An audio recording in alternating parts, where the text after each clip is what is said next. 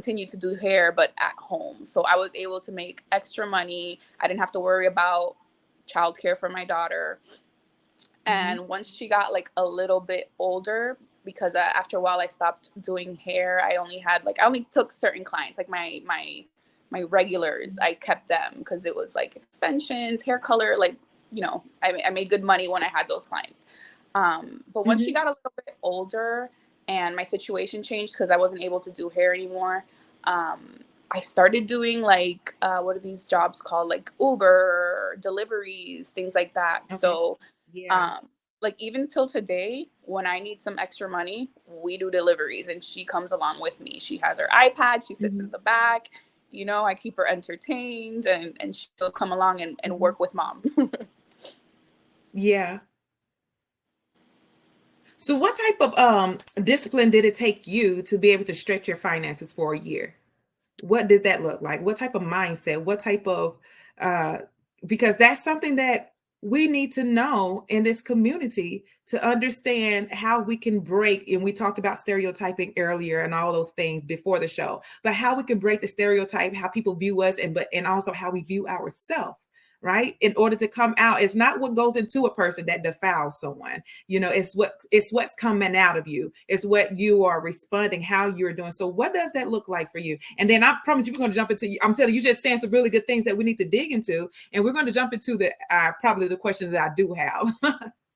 Okay, and I'm sorry, can you repeat like what the exact question was again? Okay, yeah.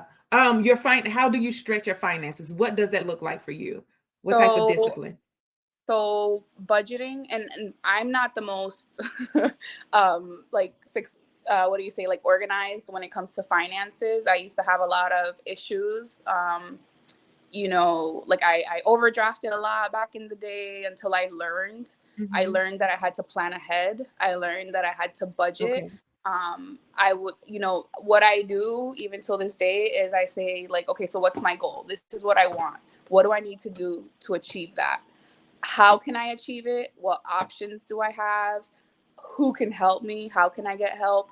Things like that. So I think like the biggest thing for like a single income home is like a budget, because everything is so expensive nowadays, and if you're just running your debit card or using that Apple Pay, next thing you know, like there's no money there. So budgeting and goal setting, I think, is very important. Hmm. Yeah, because you can't get forced into like just buying things that's readily available because you have the card versus having cash. I use cash a lot. So cash is like, do I really Cards want at to buy that? I'll leave my cards at home because the temptation, like I'll turn off my Apple Wallet. you Hmm. know? Yeah, Exactly. self Like control. being intentional.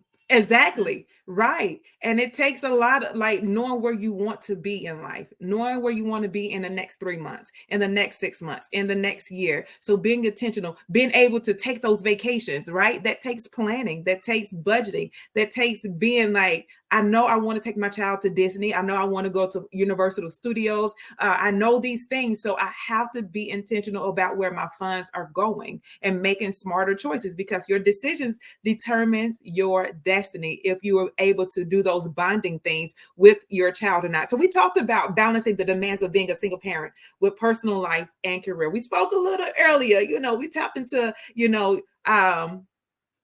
being in a relationship, but still not having that co-parenting.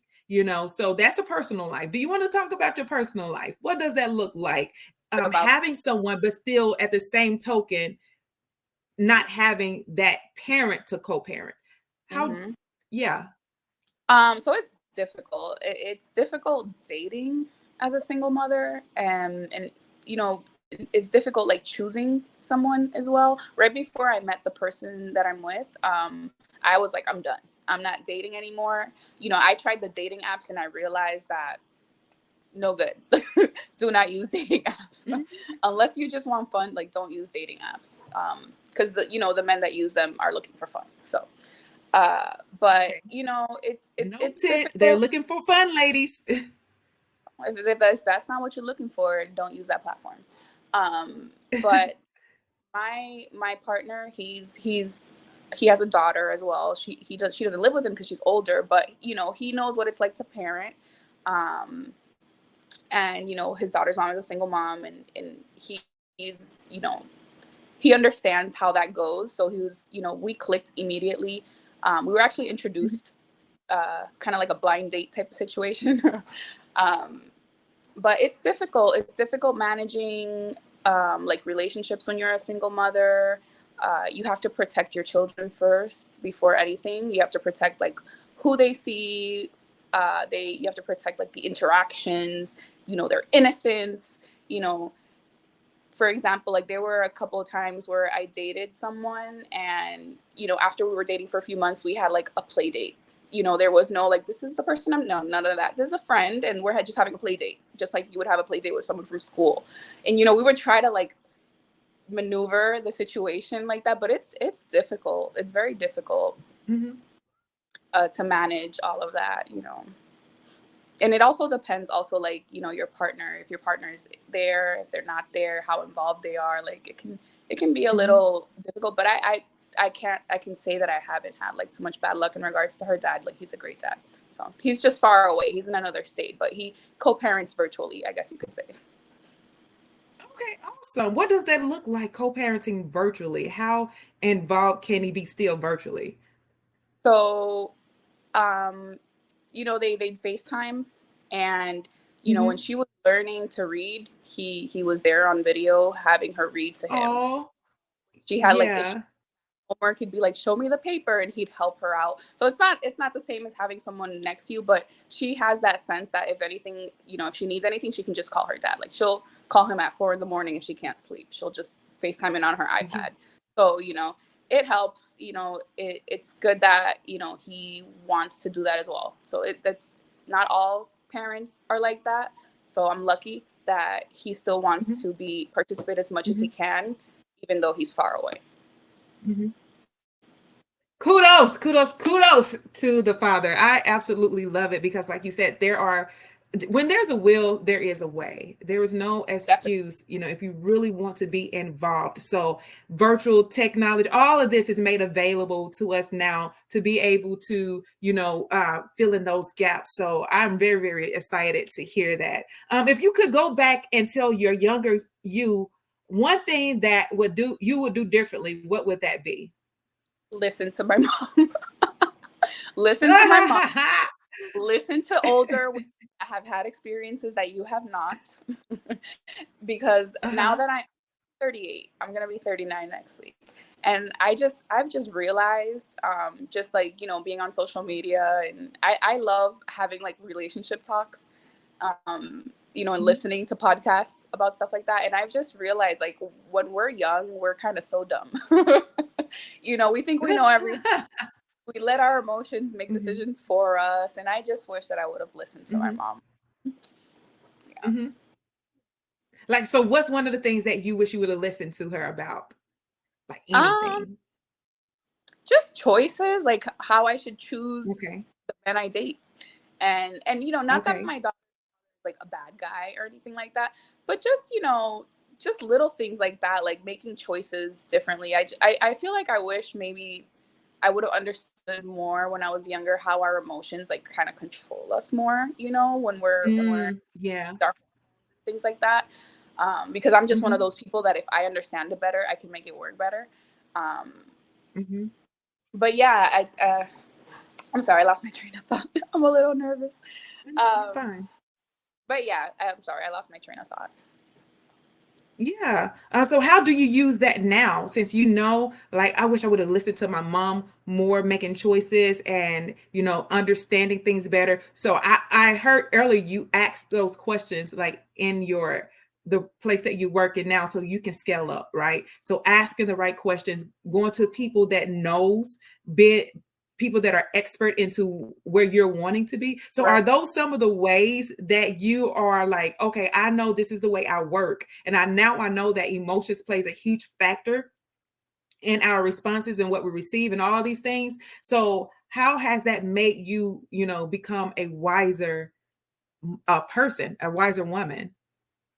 It's made me realize that we can avoid certain situations if we, you know, just make different choices, and sometimes, you know, maybe trust other people, I guess, like their advice. I feel like a lot, you know, when we're younger, we don't want to listen to what maybe older women have to say because like, oh, you're old. You know, when you're 20 and a 32-year-old is trying to give you some advice, you're like, you're old. You don't know, and they're not, Yeah. you know, or experienced. But I listen more. I listen more. I think about consequences more. I feel like when I was younger, it was Mm-hmm. just like live your life, you know, like day by day. But now Mm-hmm. I think into the future, and I think about if I even to, you know, the things I say, I'm like, if I say this like this, how is that going to turn out? So I really think a lot about cause Mm-hmm. and effect with like a lot of my decisions. And I look at other people's experiences too. Like I've always been one of those people that I learn from others. Like I can, if I see that this is gonna happen to you, I'm gonna avoid it. You know, so um, yeah. Can you share some of the most rewarding aspects of being a single mom? Despite how difficult it can be, I feel like the most rewarding thing is feeling like you can do it. Like feeling that you did it Mm-hmm. on my, you know, on my own. I Mm-hmm. am capable. That's like the most rewarding thing I can say is that feeling of being capable, of doing whatever you want, um, on your own without anyone if you don't have anyone. You know, like Mm-hmm. surviving. Exactly. What are some of the biggest challenges you faced as a single mother, and how have you overcome them? The most difficult challenges was always my, you know, work and childcare, work and school. Okay. Um, I had to. So I work remote, and even before the Mm-hmm. pandemic, I always made sure to have like a job where I had the option for working remote. So, Mm-hmm. excuse me, going back to that call center job that you know, I took when my daughter was like 2 years old, a year and a half, something like that. I took a lot of risks. So one of the things I did after I was there for like maybe 11 months, and I can't do call center work. I'm I'm too like, you know, I just can't be sitting waiting for a call to come in or back to back calls, things like that. So one of the things I did was that since I was in collections, you know, I started looking for other jobs, and I went with a temp agency, and it was such a big risk to go from you know, a secured role to like a temporary role, but I wanted to Mm-hmm. grow like in my career. So I ended up taking the risk and taking like a collections job, but for like a corporation. So collections, when you're like doing what they call dial for dollars, and you're calling people for their debt, is different when you work business to business for a corporation. Um, Mm-hmm. it's kind of like on another level. So I did that, and it was only like 2 months, but because of that, I met someone there that helped me like fix my resume.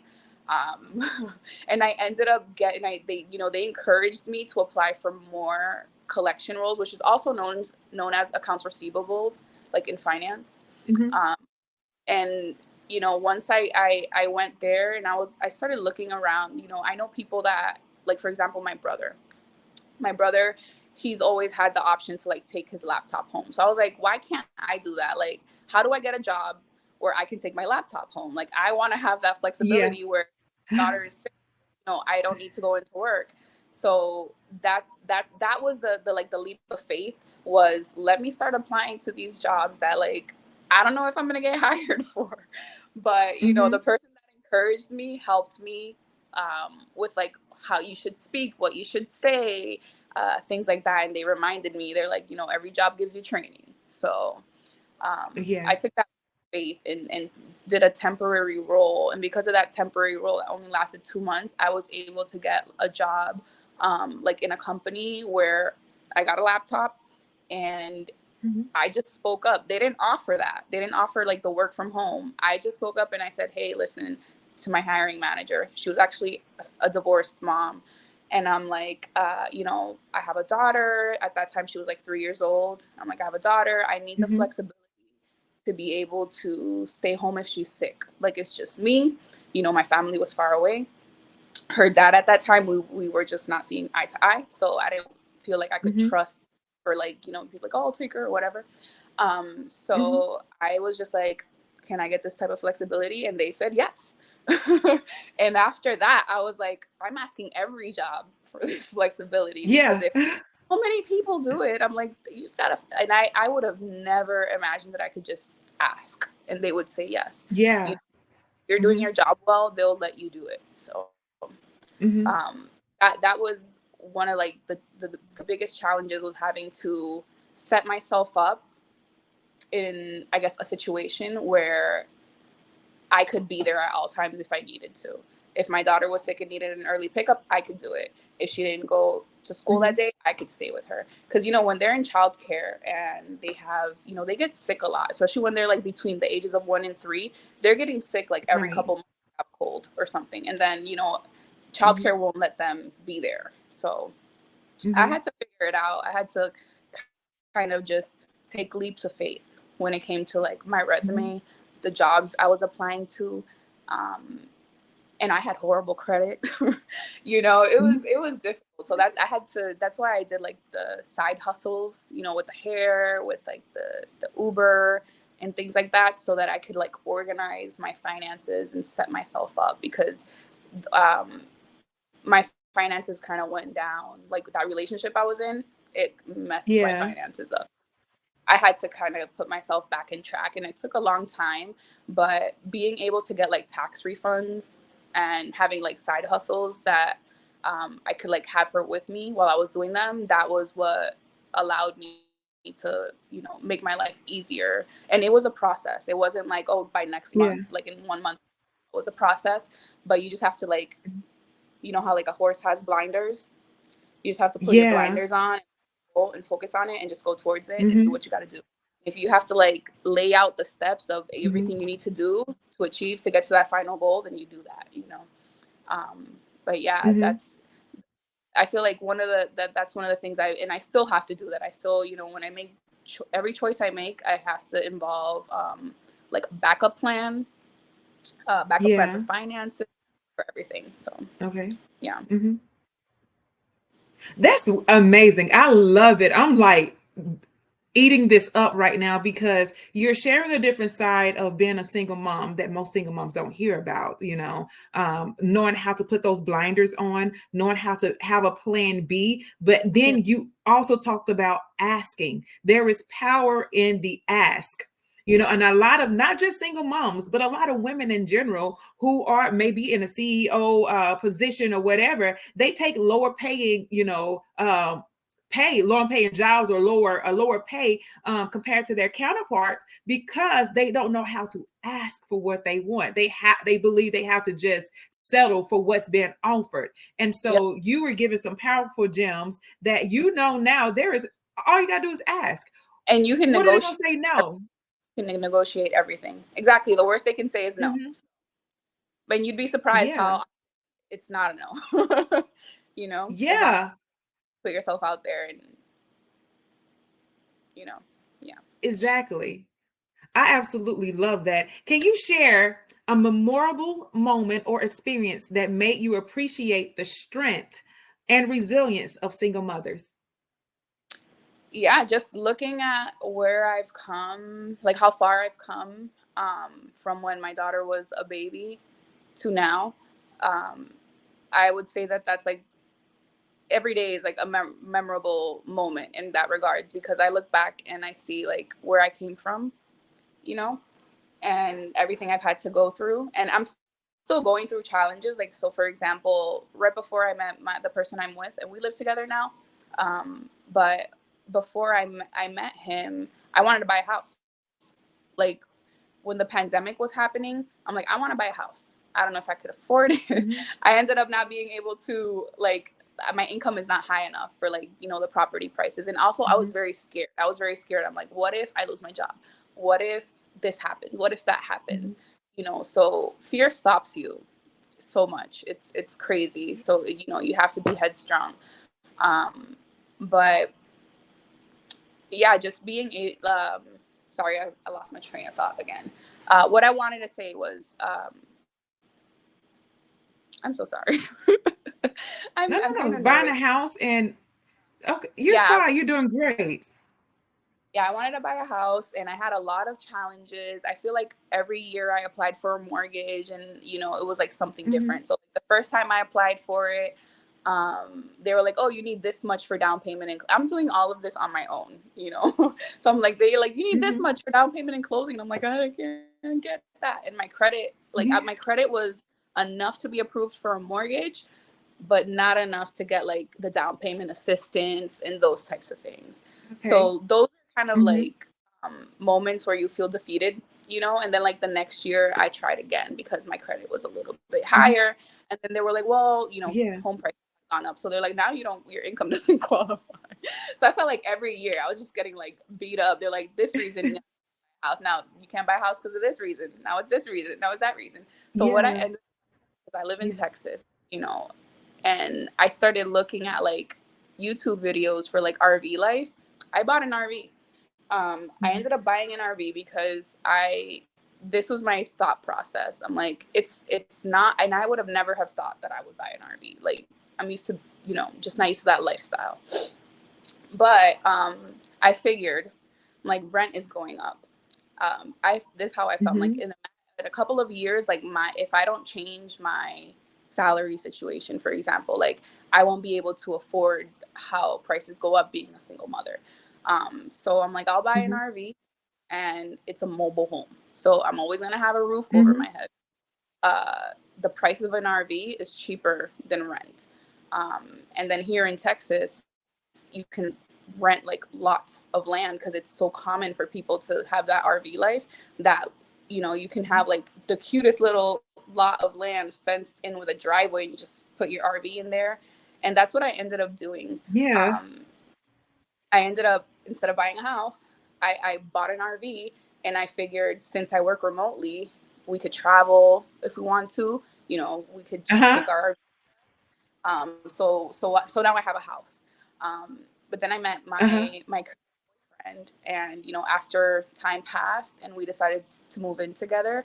Um, so now I have that RV, and now that's where my like business comes in because I'm going to be turning that into like a rental business. So like an RV Hmm. Airbnb type of thing is what I'm planning. So yeah, Yeah. so yeah, that's I would say that's how I've been like managing that whole process. And like I said, it's a difficult process, but it's like if you take it step by step, there's gonna be a solution. Because I Hmm. was at a like, now what do I do with this RV? I'm like, now I have this RV Yeah. payment, Yeah. and I'm also helping pay some bills in the house. But you open your eyes, you look around, you ask questions. I'm like, hold on, people rent RVs. I'm renting my RV. So now Hmm. I'm in the process of like setting that up and Uh-huh. turning that into income. I absolutely love it. I absolutely love your mindset. I absolutely love the tips, the strategies, the practical, everyday things that we can overlook because, as you stated, we get so tunnel vision, right? And we Mhm. don't see the other, opportunities that we have because we already allowing what we're faced with to overwhelm us, and now we are just there's no way I need to make more money, but I can't ask for a raise or I don't know how to ask or all these things. And now here you are finding other ways to make happen what you wanted. Okay, I may not be able to get that house, but I can get an RV and I can live in an RV and still have all of the, experiences that I want to have in a home. We can travel. As you stated now, being able to rent it out, have that Airbnb RV lifestyle, it is amazing. It is an amazing journey. It's an amazing, your story is amazing. What you're sharing is very helpful and empowering and encouraging. It has inspired me even more to open up my eyes even more and not just be so I think I can be stuck. I can become, that's where I always have to remind myself of my own, what's your I can, my own I personal confession and my I own can personal, Yeah, because I just and then I have to step back from it. yeah, yeah. So that's what I was gonna say. So I give myself some time to be frustrated, Mhm. feel like everything's gonna fall all over me. I give myself that little bit of space to do that. Like sometimes my boyfriend's like, you stress out too much, but I think about it, I'm like, no, I need to do this. Like mentally, I just need to let all these Yeah. stressful emotions out and all like the fear and all that stuff. Because even though I do have a boyfriend, I don't put that responsibility of being a parent on him. You know, like I don't know if it's because I was alone for so long, but I just don't feel like it's his responsibility. You know, like I don't expect him to do Mhm. childcare. I don't expect him to do a school pickup and things like that. He would. Mhm. I just don't expect it. Or and I don't put that on him either. So, you know, Mhm. I feel like people, you need to, when you're a single mom, you need to go through those emotions. You need to cry things out. You need to, f- settle in your grief or your stress a little bit and then move out. Give yourself that time to like take that, let that all out and then say, but now my blinders are on, for example. So let Mhm. yourself have that blockage, I guess, for a little bit and then because it feels good to cry it out sometimes too. Cry things out, Right. be mad for a little bit, that's okay. I feel Mhm. like it's okay to be in your emotions as long as you're not hurting anybody else. Yeah. It is totally fine to allow those to come to surface, and that's the way you heal. That's the way you grow. Then you could be able to see clearly after you let it out, instead of holding everything in. Then you'll be able to see, oh, okay, now I see clearly because I allowed myself to go through these grieving periods or this, tumultuous period and allowed myself to feel. And therefore, I'm not bottling up and carrying around this, because if you don't, you're carrying that around and then you'll become a emotional You're, vomiting person on everybody else see, like after a that. while. I'm. I didn't keep